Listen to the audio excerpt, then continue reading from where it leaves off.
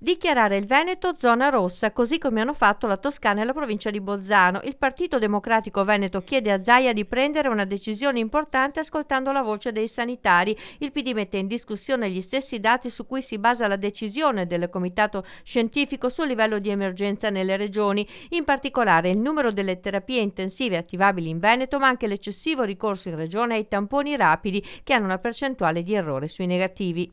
La situazione del contagio in Veneto è seria, molto seria. Gli operatori sanitari da dentro gli ospedali ci chiedono con forza da più di un mese di inserire il Veneto in zona rossa per chiudere, limitare il contagio. Il presidente della regione del Veneto lo può fare autonomamente al di là delle scelte assunte dallo Stato. Naturalmente di fianco a questo servono dei provvedimenti economici da parte dello Stato, della regione, mettere risorse che tante altre regioni hanno messo e anche degli enti locali. Che cosa c'entrano i 2 giorni che stiamo vivendo in questo momento di zona gialla plus nella situazione del Veneto?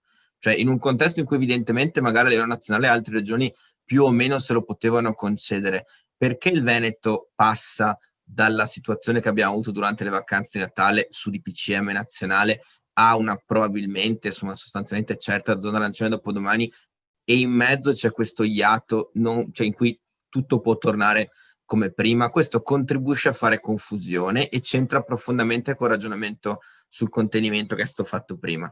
Molte le critiche alla giunta Zaia che, sostiene il PD Veneto, ha affrontato l'emergenza con le casse vuote per non aver voluto introdurre l'addizionale IRPEF e così stanziando misere cifre se confrontate con altre regioni italiane. In discussione anche le scelte sanitarie. Primo punto è utilizzare veramente a pieno regime gli ospedali che sono già ospedali Covid per fare in modo che gli altri ospedali siano utilizzati per le patologie non Covid in larghissima prevalenza. Il rischio è che per concentrarci sul Covid, ovviamente è fondamentale farlo, ma tante altre patologie anche gravi vengano trascurate. Della regione Veneto, la pressione sanitaria è enorme, qualcosa non è tornato, troppe persone sono finite in ospedale, troppe persone sono morte, sono in zona critica.